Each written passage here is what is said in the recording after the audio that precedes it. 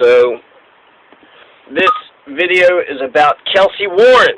All about Kelcy Warren, the billionaire CEO, owner of the parent and the parent company of the Bakken, Dakota Access Pipeline, LLC. The first part is going to be a general picture, and the second part will be more specific about the corporate structure and the acquisitions throughout the years. So Kelcy Warren is the CEO of Energy Transfer Partners. That's the parent company of the construction company, Dakota Access LLC, which is constructing the Bakken pipeline. Now, he has Energy Transfer Equity, and it owns 1% of Energy Transfer Partners, but for some reason, him owning Energy Transfer Equity makes his investors feel more comfortable. So, Kelcy Warren is the CEO of the Energy Transfer Partners, which is the main corporation, it's not a corporation, but the main company that owns all the other companies. He is worth himself about $4 to $7 billion. Kelcy Warren is one of the top 200 richest people in America. So he's part of that billionaire class that Bernie Sanders was railing against. Kelcy Warren makes obscene amounts of money. He's got giraffes at his ranch, giraffes, and javelinas, which are also known as pecannery, skunk pigs, which are disgusting, ugly animals, and gars, G-A-U-R-S, gars. And gars apparently are some pissed-off Asian bulls. He also has zebras and buffalo and giraffes. I don't know if I mentioned the giraffes.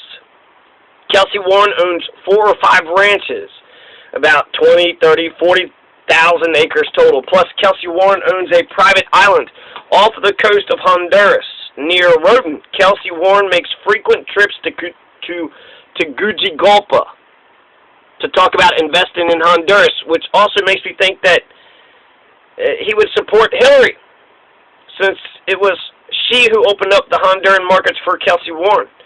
So he owns a nice jet. That's how he goes to Tegucigalpa to talk to the president.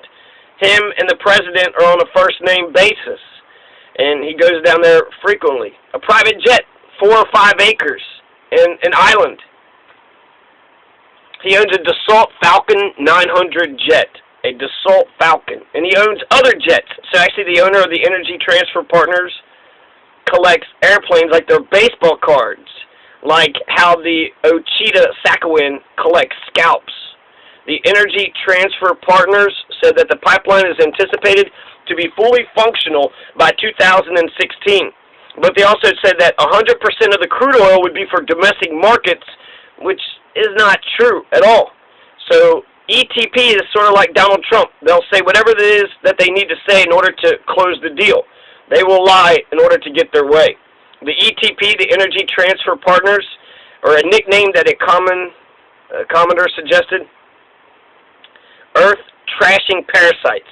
So the ETP, the Earth Trashing Parasites, though the commenter, she said that it was insulting to parasites, but it's a behemoth of a corporation. It acquires lots of capital. It acquired Sunoco. It's probably the biggest, most visible company that it's acquired. Sunoco is 5,000 gas stations, 4,900. So nearly 5,000 gas stations. And Stripes, and it's 600 convenience stores in Texas, New Mexico, and Oklahoma. I've never actually heard of them, but they could be gas stations too. That would only make sense. Why would you just invest in a convenience store without the gas? So he's got 5,000 gas stations, 600 convenience stores, so even the domestic markets are going to tip in his favor. So that would be good for Sunoco and good for Stripes and good for exports in the world markets. They've also acquired Dreyfus, Southern Union Regency Energy Partners. So they've been acquiring a whole bunch of companies throughout the years. In fact, when they started out was when Enron went down. Enron, they own thousands of the same pipeline that Enron owns. Enron goes down, Energy Transfer Partners goes up. It's when it was first started, and they bought all that capital of Enron right out from underneath them. They went bankrupt, they went under, so all their capital went to Energy Transfer Partners. Now, Energy Transfer Partners do not pay any income tax whatsoever. They don't pay any income tax. And the reason why is because it's set up as a master limited partnership. It's not an LLC. It's not an INC incorporated. It's a MLP, a master limited partnership. And I'll explain that later, but it means that they pay no income taxes at all. They pay no income taxes. Kelcy, so they're like the churches, right? But not like the people. The people have to pay income taxes, but not Energy Transfer Partners. Kelcy Warren's ETP owns 71,000 miles of pipeline, and they plan on continuing to buy as many pipelines as they can. They just, they're junkies. They just want to keep on buying a whole bunch of stuff. And he wants to almost more than double it to 150,000 in the next 10 years. So this is, ambitious. He's going to hurry up and try to get this pipeline done before the end of 2016. So he's got to hurry up, build, start getting the gas all over the place and grow. Plus, he's got a huge mansion of a house on Billionaire's Row in Dallas. Inside the mansion, there's a chip and putt green. There's a 4-lane bowling alley, a 200-seat theater, and a pole vault pit. So that, skinny, strong, muscular man, he could do all the pole vaulting that Kelcy Warren, whatever he dreams up, whatever his heart desires. He can do all the pole vaulting he wants. There's also a baseball diamond there. So there's an investment meme here, which you'll have to see in the MP4. But these are all the companies that have invested in the Dakota Access Pipeline, and so this is fascinating. This is, a $4 billion project. There's a lot of banks that's behind this. And other companies that I've never even heard of, the Oppenheimer funds. Oppenheimer, wasn't he the one who created the nuclear bomb? Morgan Stanley, Goldman Sachs, Alps Advisors, Harvest Fund Advisors, Kane Anderson Capital Advisors. They put $20 million in. Goldman Sachs put 22.68. Oppenheimer put 19.66. Just going to read it straight down the list. Tortoise Capital Advisors, Morgan Stanley, Atlantic Trust, Appaloosa, ING Group, NV, GROEP, Clear Bridge Advisors, Newberger, Berman.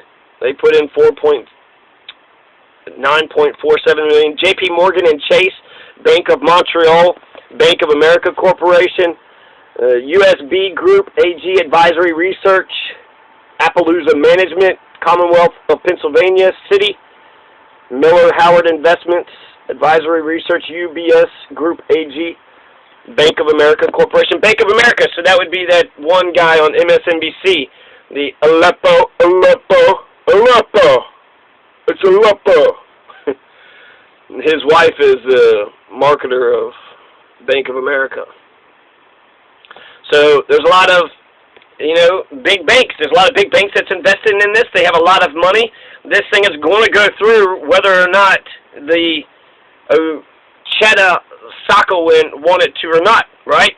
I mean, who are the politicians going to go with? The big bankers and the corporations and the oil companies, or the people? Come on. You live in this country. You know which way they're going to decide. They just called out the National Guard. So, of course, this Friday, he's supposed to have his ruling, that judge, right, James Boasberg. He's supposed to have a ruling today. And the National Guard was called out yesterday. So that pretty much tells me how that ruling is going to go.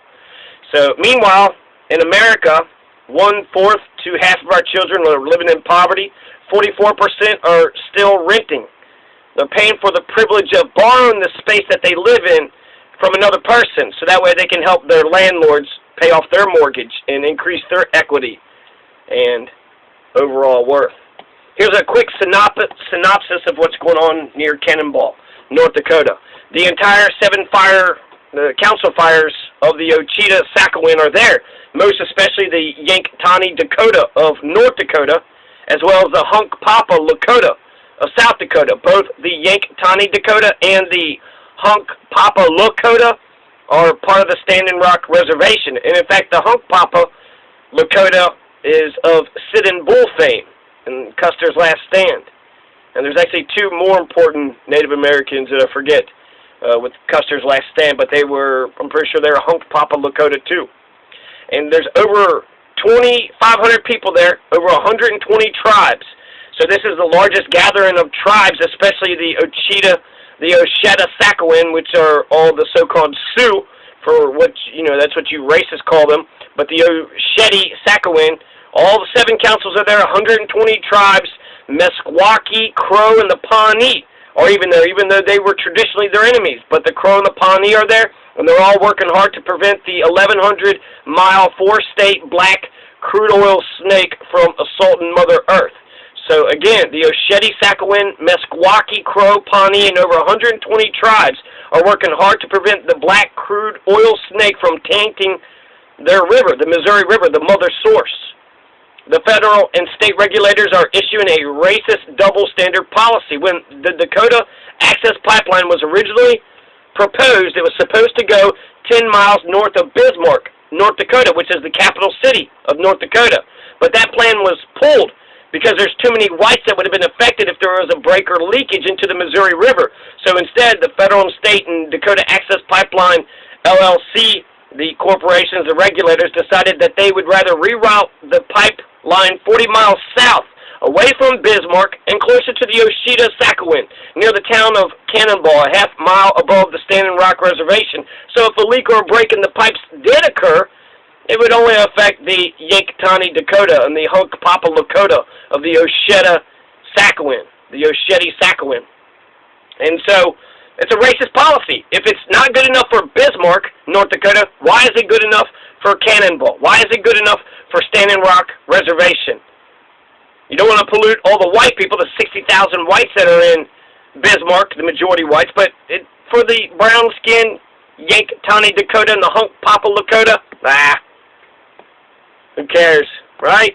Just recently you had Governor Jack the Hack Dalrymple the Ball Pimple has called out the National Guard in order to help augment the police efforts at protecting the Capitol, the property, the corporation. This seems like a massacre might happen, or they're going to corral them, or they're going to wolf pack them and just surround them, arrest a whole bunch of people like they do whenever there's a big gathering in a city, throw them all in jails, disperse the crowd.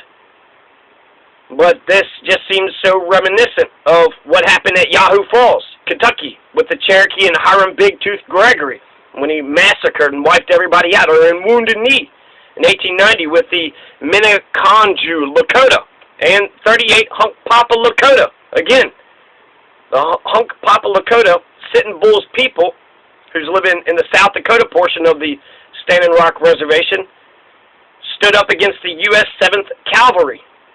Or what about the second Wounded Knee incident in 1973? So 43 years ago. And that was confronting, the U.S. Marshals and the FBI were confronting the Oglala Lakota. Again, Lakota, Dakota, Nakota. These are all Oshetis, Osheti-Sakowins. The 7 council fires of the Sioux Nation. So that way you racists know what the hell I'm talking about. But it's like the Ho-Chunks. The Ho-Chunks were also Sioux speaking, but you know them as the Winnebago. You know them as the X in them. And you know what Winnebago means? The stinking people. And I think Sioux means snakes. So that's what another tribe had labeled them as to discredit them.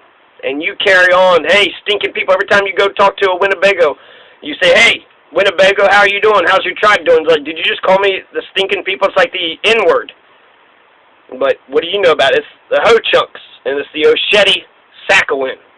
Say it 20 times. That's the only way you can memorize it. Osheti-Sakowin, Osheti-Sakowin, Osheti-Sakowin, Osheti-Sakowin. Another recent development, the North Dakota legislators have legalized the use of police drones. So you got the National Guard coming out, you got that ruling coming out, and now they're going to have all these drones.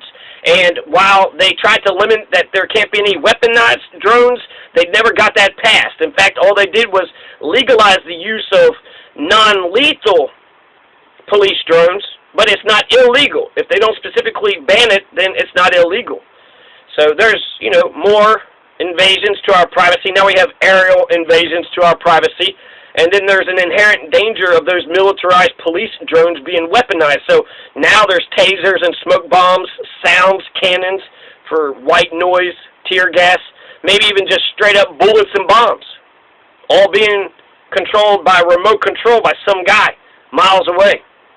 So I don't know if you people understand the incredible amounts of obscene wealth that the CEO, Kelcy Warren, has. I briefly mentioned it, but he's so rich that he farts out fiat greenback paper currency and RMBs, renminbis, which have been added to the SDR basket of the IMF, which is, of course, used to supplement member states' official reserves. But I'm sure all of you Aleppo-Savi Mike Barnacle ditto heads know exactly what I'm talking about. Kelcy Warren is so rich he pays orphans $1 a piece to get them to ask for more porridge, please. Please, sir, more porridge. Just for a laugh. Kelcy Warren is so rich he hires only pro-union employees who are voting for Jill Stein because he don't give a curse word. Kelcy Warren is so rich he's begging the U.S. government to apply the Warren Buffett tax on himself. Please, American government, American people, tax me something so he can help pay for the college and health care, child care, the family and medical leave, houses and infrastructure that the American people need. He's begging to be taxed more. Yeah, right. So, okay, so the details. The 61-year-old silver-haired white male Texan, American citizen, I think. I need to see a birth certificate before I believe that crap. Kelcy Warren is one of the top 200 richest people in the United States of America. And the United Snakes of America, 181. He's number 181.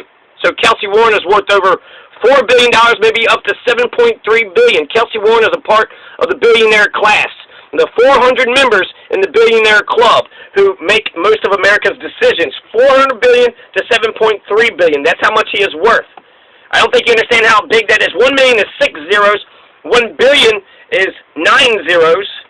And he's got 7 times 9 zeros with a 1 in front of it. 7.3 billion. So there's some Americans who believe that the greed of 50% of America when it comes to food stamps is destroying this country, but they don't think that the greed of 400 billionaires has anything to do with the direction our country goes. When it's them, they're the ones that make all the decisions.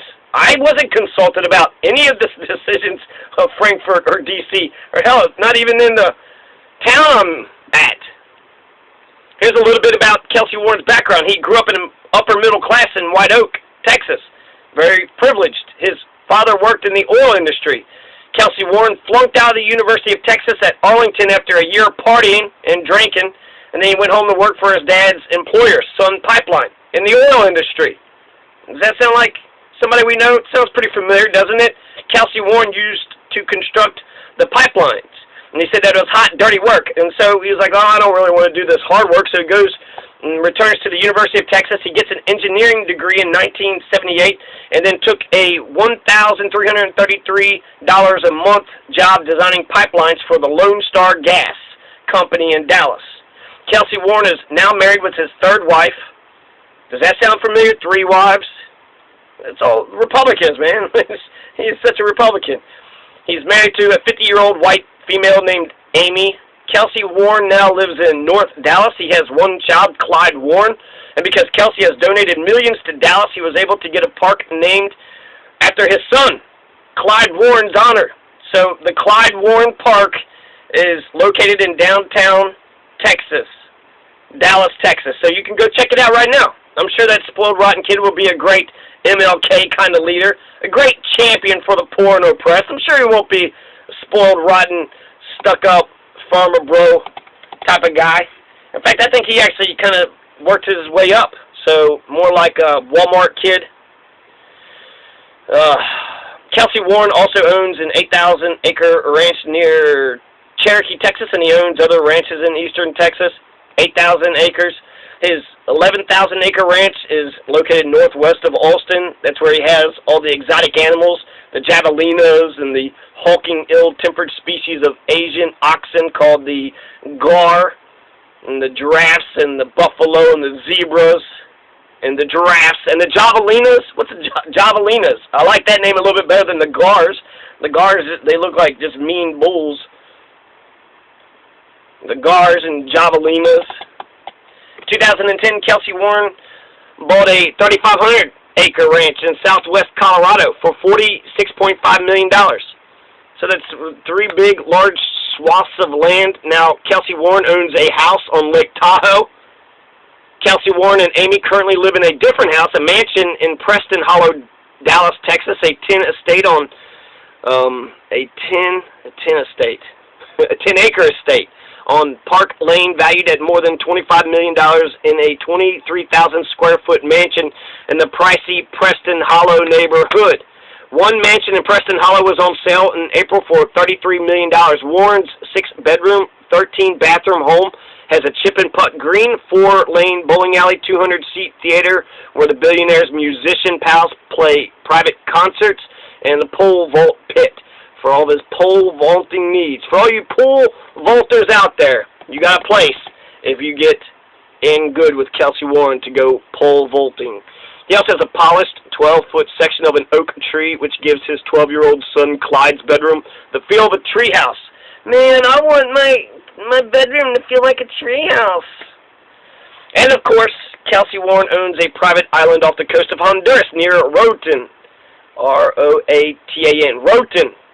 A private curse word island. YouTube keeps demonetizing my videos.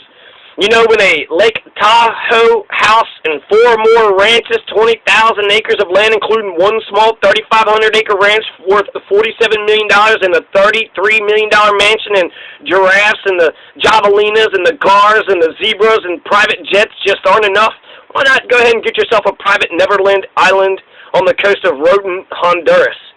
Jesus, curse word, Christ. I think Kelcy Warren would want to vote for Hillary Clinton since she was behind that 2009 corporate coup d'etat of Honduras that allowed for the shock therapy of the neoliberal corporations that he lucratively benefits off of. Of course, Honduras. Well, not of course, like the way I said it, but of course, Honduras also became the #1 murder capital of the world, and then Berta Cáceres was assassinated by the government. She was an environmental activist. But once what does a bunch of dead environmental activists and poor refugees mean to the 1%? What does Kelcy Warren care about a bunch of dead environmental activists and poor refugees? What does Hillary Clinton give a crap about them? Kelcy Warren also personally owns a Dassault Falcon 900 jet and other jets, meaning plural. He owns jets, plus that land in Colorado, so I wonder if he's running marijuana to Honduras too. Maybe he's like Drew Thornton or Mitch McConnell's people, and he's running cocaine. Around May 19th, 2015, Kelcy Warren meets with the president of Honduras in Tegucigalpa to discuss with him about a potential project. It was from an article that I read. When Kelcy Warren is asked about his wealth, he acts surprised. In fact, Kelcy Warren says, and I quote, "To be where we are today, it's like a dream. I swear to God, I almost think we did it without anybody noticing." And he probably did. He's able to acquire this obscene amounts of wealth without anybody noticing. And you know where his political leanings are? In 2015, Kelcy Warren donated $6 million to Governor Rick Perry's presidential campaign.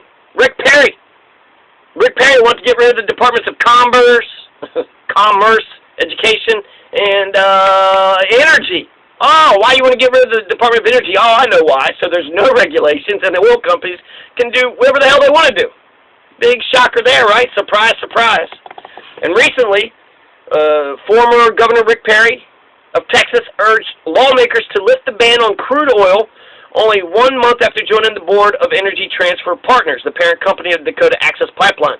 Filings revealed that Energy Transfer Partners also directly lobbied H.R. 2029, the legislation that lifted the export ban on crude oil last December.